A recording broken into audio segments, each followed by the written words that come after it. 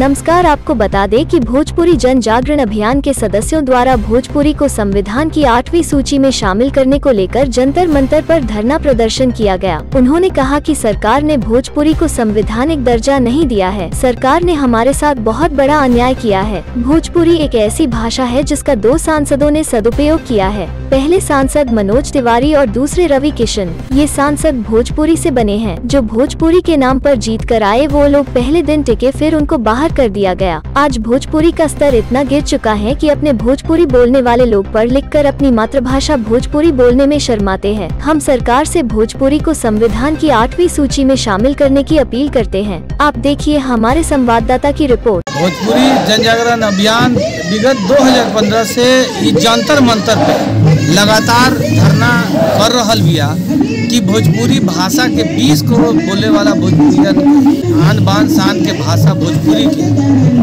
संवैधानिक दर्जा दिहल जाओ। और वो लोग के मालूम होके के चाहिए कि जब सरकारें जनगणना करैलक भारत सरकार तो 2001 में हमी के संख्या 3 करोड़ दिखैलक, जबकि 2011 में 5 करोड़ से ऊपर बतैलक।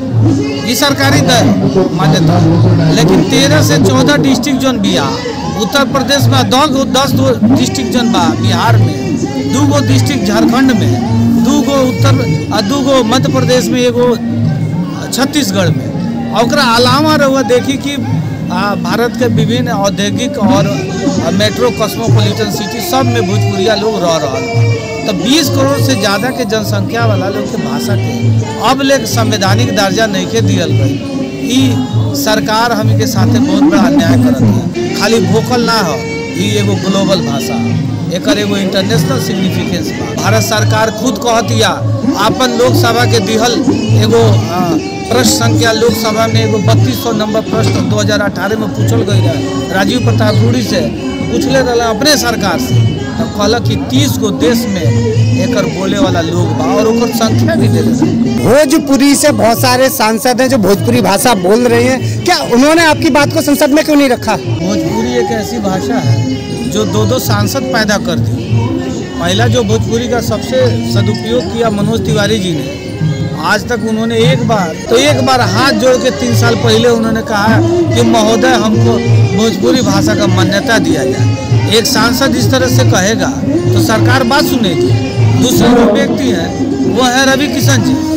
मैं इसलिए इन दोनों का नाम ले रहा हूँ क्योंकि ये लोग भोजपुरी से ही बने, उनका जो पहचान है, आइडेंटिटी है भोजपुरी से, और उसी की रोटी खा रहे हैं और उसी को रोटी खाते खाते ये संसद तक आए। कि जो भोजपुरी के नाम पे लोग जीत के आए वो पहला दिन आते हैं और हाथ नाम खड़ा करते हैं। प्राइवेट में बिल लेके आए रवि किशन जी से पूछिए कि वो कैप्टन अभियान क्यों है, क्यों वो ठंडे बस्ते में है। आज तक तो फिर उन्होंने सरकार से पूछा बिल का क्या हुआ, तो ये प्राइवेट मेंबर क्या मांग है आज आपकी, क्या मांग रख रहे हैं सरकार से? सूत्रीय मांग है कि भोजपुरी भाषा को संवैधानिक दर्जा देते हुए संविधान के 8वीं अनुसूची में शामिल किया जाए, क्योंकि वहाँ से ही भोजपुरी भाषा के संवर्धन का, विकास का, प्रचार का, प्रसार का और उसमें पढ़ने वाले लोगों का जो भी मान है, सम्मान है, मिलेगा।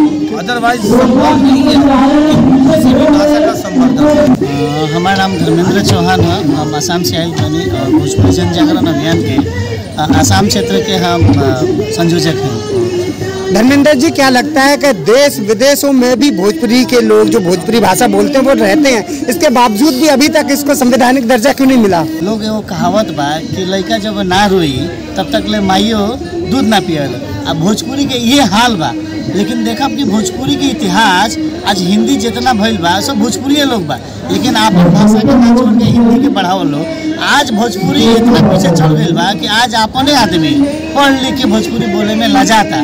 और ये कारण बा कि ना मिलने के चलते आदमी भोजपुरी में आवत नहीं के। और भोजपुरी जन जागरण ये कोशिश रखा था कि जन तक पहुँचावे के बा कि अपन मातृभाषा खातिर भाई आगे आओ लोग ना मंगो तो भोजपुरी 8वीं अनुसूची में ना मिले। हमारा नाम डॉक्टर विश्वजीत कुमार है। हम बिहार के रहे वाला हैं, चंपारण के, मोतिहारी जिला के मेहसी हमारा घर है। हम यहाँ उपस्थित भेल बानी आज भोजपुरी के 8वीं अनुसूची में शामिल करावे खातिर। बिहार के सबसे महत्वपूर्ण भाषा है भोजपुरी और आज तक उपेक्षित रहल। एकरा कारण कितना सांसद लोग सांसद बन गईलन, सिर्फ भोजपुरी के नाम लेकर के, लेकिन जब वो संसद भवन में पहुँचलन तो उनका भोजपुरी से कोनो विशेष रिश्ता ना रहल। न सरकार के एक बार ये कहे के प्रयास कैलन कि हमरा भोजपुरी के 8वीं अनुसूची में शामिल करावे के बा या हमार कोई उद्देश्य बा।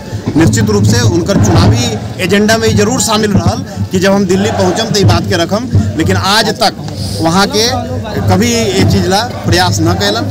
आदरणीय संतोष पटेल जी के मंच के तत्वावधान में, भोजपुरी जन जागरण मंच के तत्वावधान में हमने के भोजपुरी के ला आज एकजुट भइल बानी और एकरा के 8वीं अनुसूची में शामिल करावे के पूरा प्रयास। मैं मनोज कुमार सिंह, पूरी लैंग्वेज रिकॉग्निशन मूवमेंट का नेशनल कन्वेनर। चुनाव में हर बार असर पड़ता है, इस बार भी पड़ेगा, अगली बार भी पड़ेगा।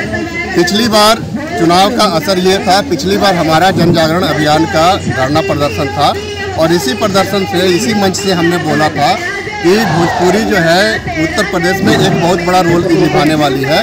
और उसी की वजह से ये जो मैसेज गया, ये योगी आदित्यनाथ को चीफ मिनिस्टर बनाने का सबसे बड़ा कारण ये था कि वो भोजपुरी बेस्ड थे और भोजपुरी की बात पहले उठा भी चुके थे और उनको जो है ना कि भोजपुरिया लोगों को खुश करने के लिए उनको बनाया गया। प्रधानमंत्री जो है कि जब जा करके बनारस से लड़े, उन्होंने भोजपुरी के लिए बोला था कि हम आप लोगों की जो है कि भावनाओं को समझते हैं और गंगा माँ की जो है कि कसम खा के कहते हैं कि हम आपको इसका सम्मान दिलाएंगे, भोजपुरी का सम्मान दिलाएंगे। लेकिन अभी तक आपकी मांगों को लोगों ने संज्ञान में नहीं लिया, क्या कारण लगता है? देखिए, ये कहना तो बिल्कुल गलत है कि संज्ञान में नहीं लिया। अनुराग ठाकुर आए थे और वो बोल रहे थे कि हम आपकी भावनाओं को समझते हैं और भोजपुरिया भाई लोग के बड़ा खुशी हुई कि ये भोजपुरी के और न्यूज जो है कि शुरू होने वाला बा, आधा घंटा के न्यूज जो है कि भोजपुरी में आई। हमारा एक सवाल है सरकार से और आप सब लोगों से, जरा सोचिए, अगर भोजपुरी जो है लैंग्वेज नहीं है, अगर गवर्नमेंट उसको लैंग्वेज और भाषा नहीं मानती है, बोली मानती है, तो हर बोली जो है कि उतनी बड़ी है, अवधि में भी होनी चाहिए थी, बाकी लोगों में भी होना चाहिए था। आपने बिहार सरकार में भी अपनी आवाज़ उठाई या नहीं उठाई है इसके लिए? बिहार सरकार में भी आवाज़ उठी हुई है और बिहार सरकार से भी आवाज़ आती है ना, झारखंड से भी आती है, छत्तीसगढ़ से भी। जाके छत्तीसगढ़ के स्टेशन पे देखिए, भोजपुरी में अनाउंसमेंट होता है। तो वहाँ से आपको क्या आश्वासन मिला? बिहार से आश्वासन है कि चारों तरफ से है, लेकिन इसमें एक नेक्सस है। देखिए, इसमें साजिश है कि भोजपुरी को अगर इसमें डाल दिया जाएगा तो ये तो ATM कार्ड की तरह है कि हर बार दिखाता और इस्तेमाल करता है। अगर एक बार यूज हो जाएगा तो ये तो फिर चला जाएगा, खत्म हो जाएगा मामला। तो इसको बचा के गवर्नमेंट रखना चाहती है। उस हिसाब से तो ये लटका ही रहेगा मामला, ये तो चलता ही रहेगा, हर सरकार यही सोचेगी। तब तक लटका रहेगा जब तक से यहाँ पे कमिटमेंट नहीं आ जाएगी। और इन्होंने पीछे भी बोला था कि इसका शेड्यूल जो है ना कि बन चुका है और सारी चीज़ें हो चुकी है, ठीक ना। गवर्नमेंट ऑफ इंडिया इसका जो है कि ड्राफ्ट वगैरह सब तैयार कर चुकी है और बहुत जल्द ही आने वाला है। और हमारा काम है, हम प्रयास करते रहेंगे जब तक से नहीं होगा, हम लोग NCR करंट न्यूज़ को सब्सक्राइब करें और नोटिफिकेशन सबसे पहले पाने के लिए दबाएं बेल आइकॉन।